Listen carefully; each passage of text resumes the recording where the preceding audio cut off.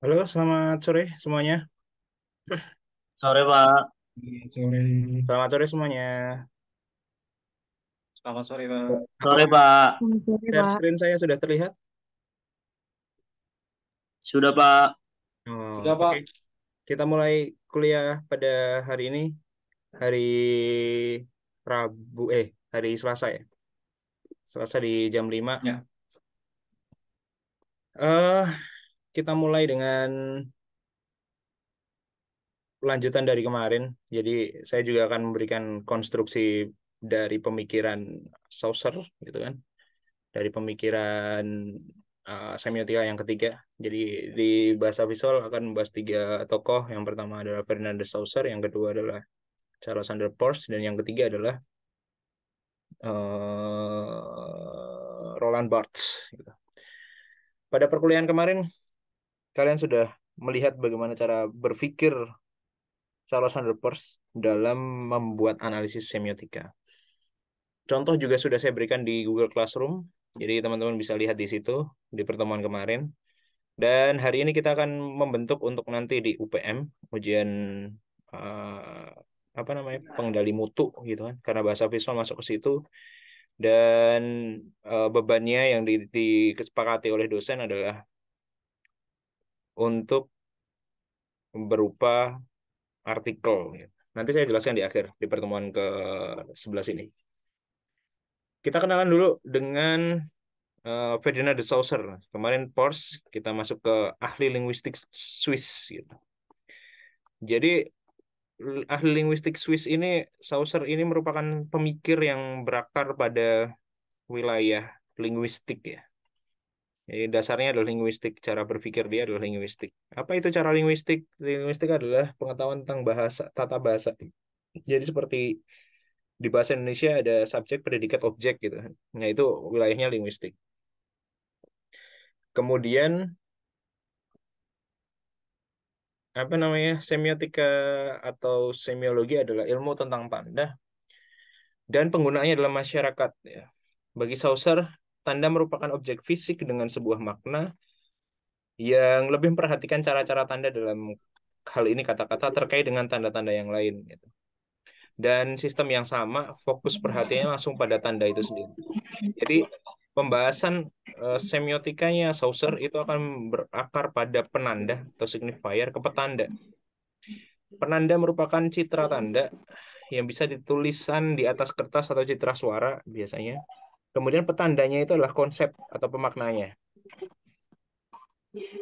Nah, konsep dari Saussure sebenarnya dua itu aja. Jadi bisa ngelihat kayak gini misalkan. Signifiednya atau konsepnya itu berupa pohon, gambar pohon, ataupun apa namanya berkaitan dengan visual pohon. Signifiernya atau sound image-nya itu berupa pohon. Contoh lain, ketika saya mengucapkan apel, maka dalam pikiran kalian akan muncul buah apel gitu, gambaran buah apel berwarna merah dan lain sebagainya. Relasi di antara tanda berarti tidak memisahkan antara sound image dari konsepnya.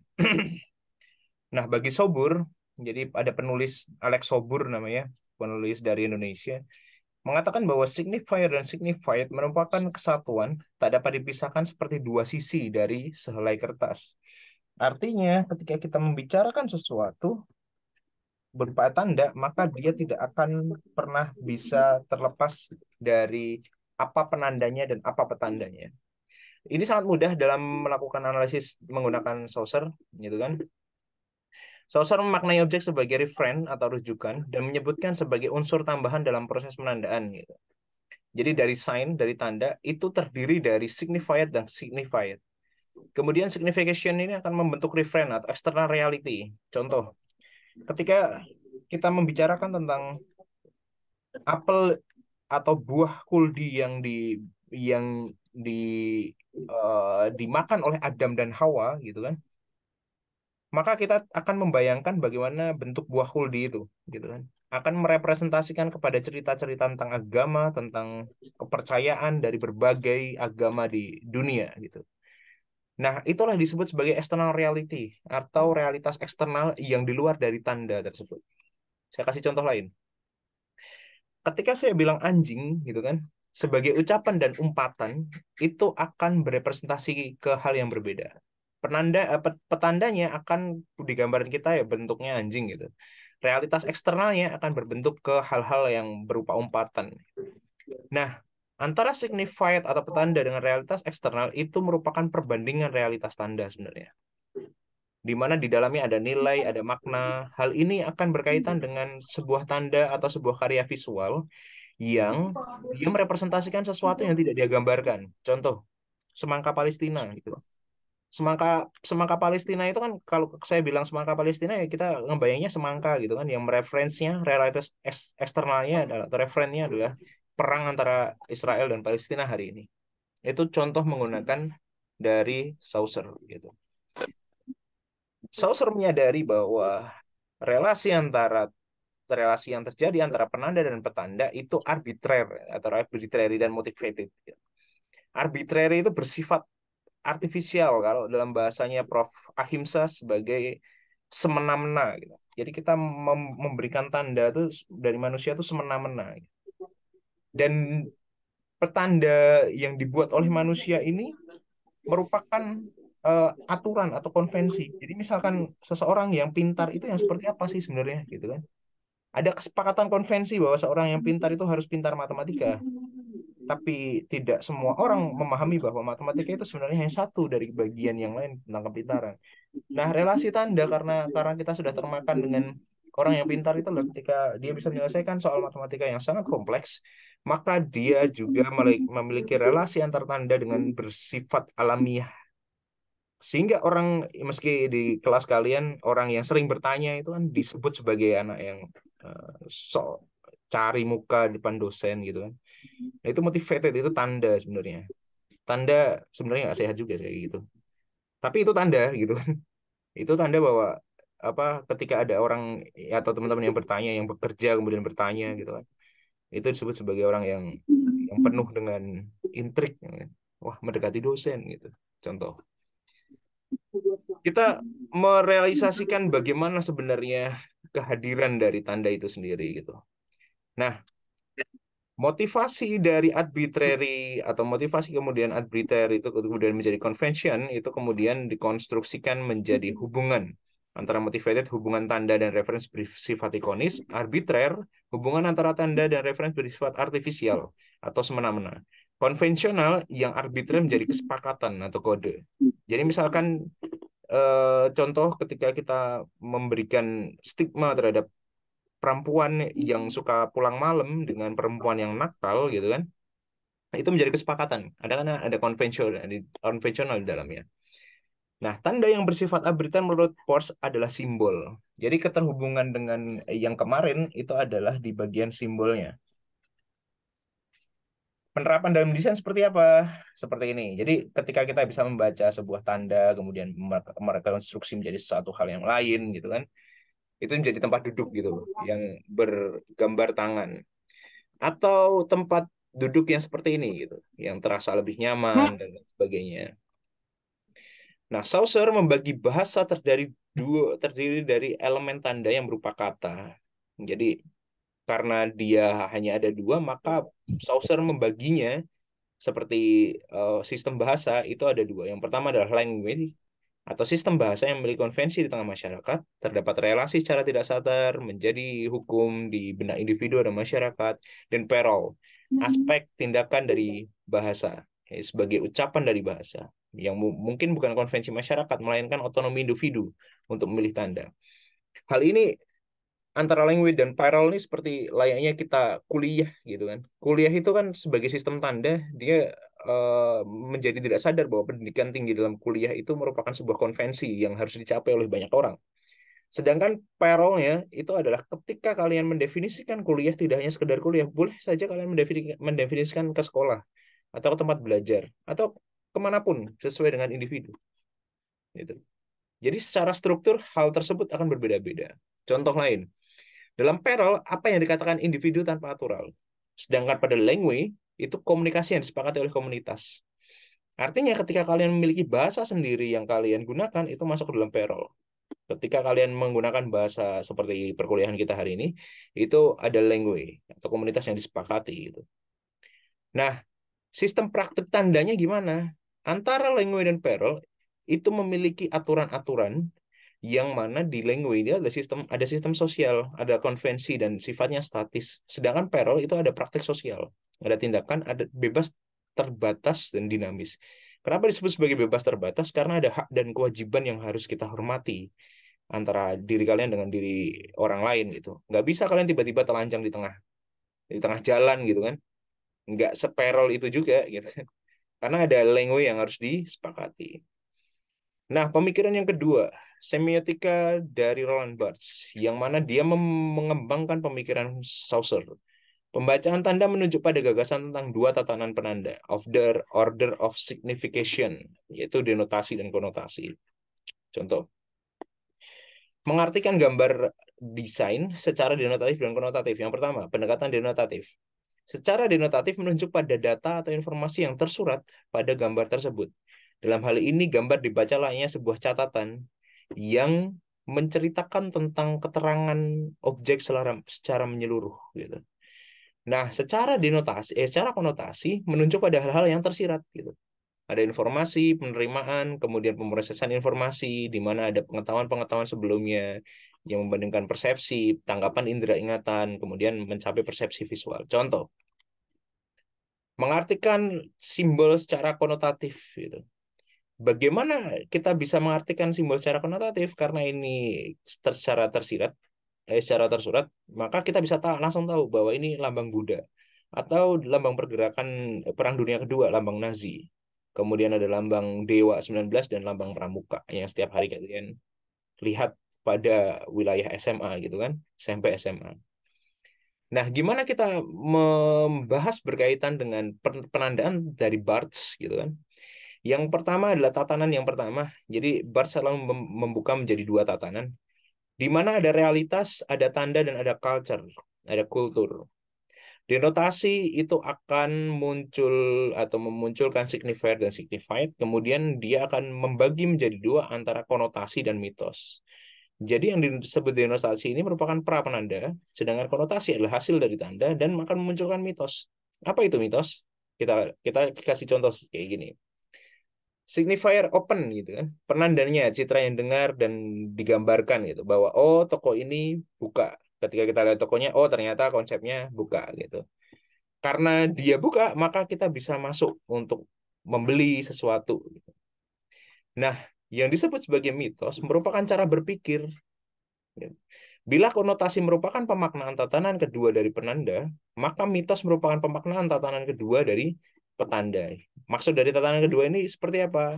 Jadi ini kalian bayangkan konstruksinya itu layaknya dua hal gitu, kiri kanan nih. Tatanan pertama dan tatanan kedua. Jadi ketika ada sebuah tanda, ketika masuk pada tatanan pertama, kita hanya akan pada kulitnya saja, pada denotasi, konotasi, kemudian terjadi signified, signified. Kemudian ketika masuk ke yang lebih dalam, dia akan membahas tentang culture. Nah, mitos ada pada di hal tersebut gitu. Pemaknaan tatanan kedua.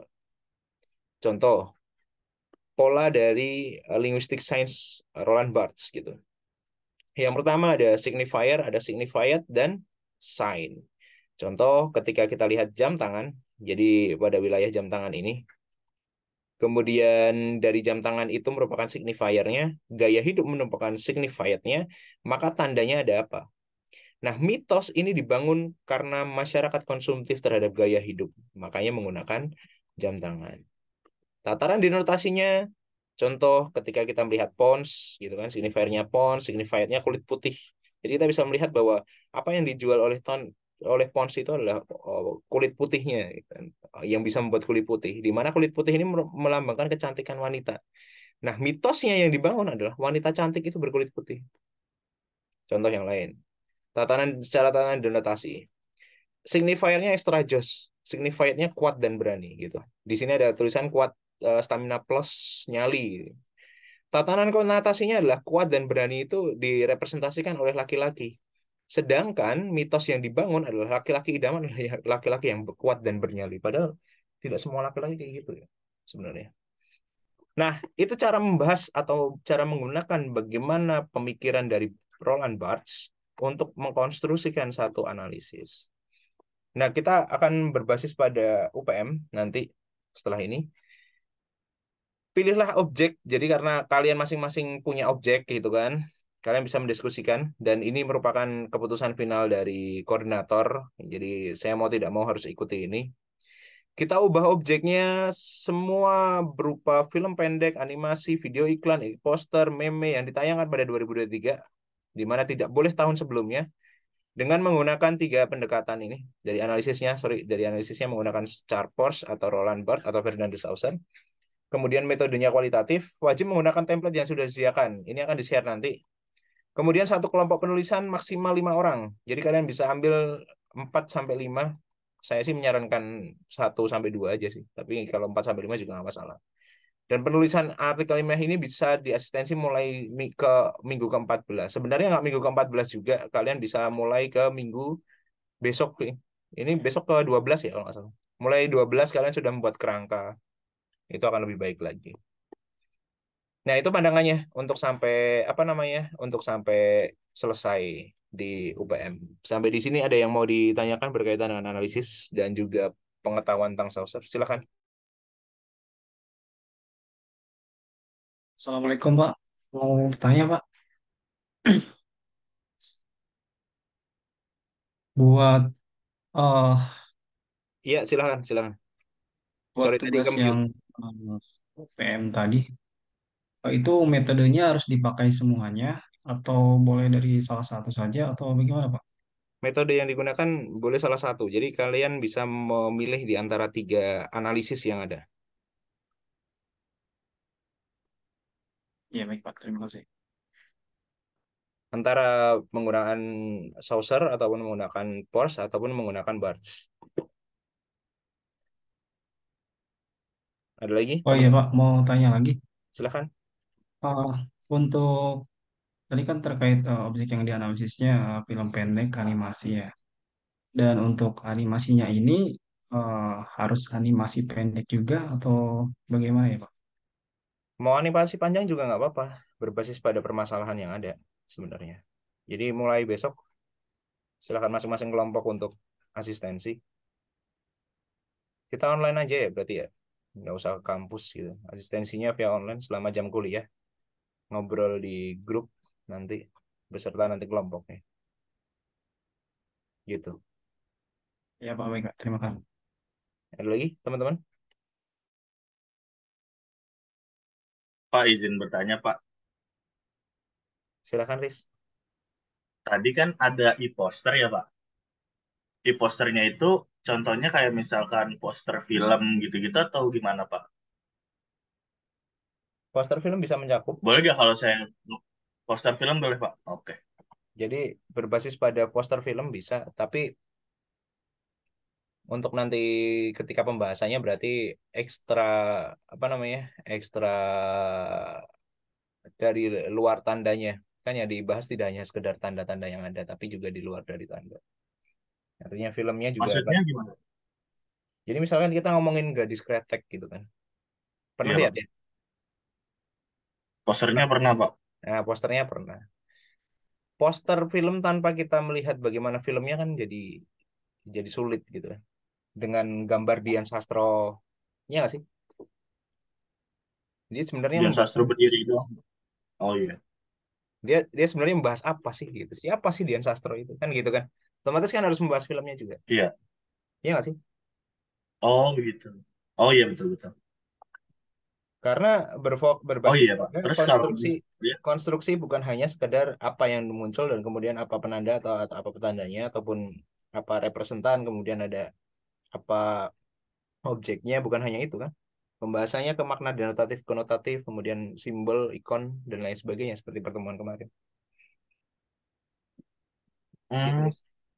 Oh misalkan saya pakai ini Pak. Misalkan saya pakai yang dari Roland eh Ferdinand de Saussure kan yang ada signified sama signifier ya Pak. Ya, Petanda-petanda doang. Berarti kan itu ngebahas petanda dan penandanya aja kan Pak? iya enggak dong. Atau Kan kita ada eksternal. Tadi kan udah di di apa namanya, udah dibahas ada eksternal realitasnya. Jadi Senang. berhubungan juga dengan eh, realitas eksternalnya dia. Sebenarnya dia berbicara tentang apa sih kan gitu kan? Kayak tadi contohnya ada Oh, anjing. Ketika gue bilang anjing, itu kan realitas eksternalnya bukan hanya sekedar bentuk anjing kan, tapi bentuk misalnya bentuk kemarahan saya terhadap kalian, nah itu wah anjing kan gitu. Oh, Nah itu kan dijelaskan juga. oh seperti itu. Oke, oke, oke, Pak. Nah, Pak, waktu itu kan waktu di KSRD kita pernah ngebahas ya, Pak, bikin semiotika gini juga, Pak, yang Iya, Ferdinand de Saussure. Tapi bentuknya itu table gitu, Pak, penanda di kiri, petanda di kanan. Nah, nanti dalam kita bikinnya harus bikin table gitu juga atau gimana, Pak? membuat tulisan, jadi lebih kompleks ya. Kalau membuat Oh, lebih tulisan itu kan kompleks. mencari juga kerangka berpikirnya, kemudian mencari juga pembeda dari tulisan yang lain dan lain sebagainya. Jadi Oke. bukan hanya sekedar penempelan itu aja. Oh, gitu. Berarti kan Baik-baik, udah Pak. tahu kan, dasarnya udah tahu. Mm-mm. Oke, Pak. Oh ya, terus Pak, saya mau nanya sekali lagi, Pak. Kalau Silakan. misalkan kita ngebahas film, itu kan banyak scene-scene-nya ya, Pak. Nah, itu kita ngebahas keseluruhan scene-nya atau beberapa scene aja, Pak? Scene di filmnya. Berbasis pada tema, Riz. Jadi misal gini, ngomongin Gadis Kretek lagi ya, yang Iya, gampang Pak. yang lagi viral sekarang kan gitu. Ngomongin Gadis Kretek. Ketika kita membahas filmnya, ketika kita berbicara tentang mau membahas apa sih dalam filmnya itu? Oh, mau membahas berkaitan dengan semiotika yang hadir pada bungkus-bungkus rokok yang ada pada film Gadis Kretek. Berarti yang diambil apa aja? Scene-scene yang ada bungkus rokoknya itu, Pak. Itu pun juga sama dengan tema-tema yang lain. Jadi tergantung tujuannya mau Oh, kemana. apa yang mau dibahas dari film Iya itu gitu ya, dong. Pak? Itulah Oh, gitu. itulah besok pertemuan berikutnya kita membahas itu, menentukan objek ya. Jadi pertemuan Oke, baik, Pak. berikutnya silakan untuk mulai mendefinisikan dulu objeknya.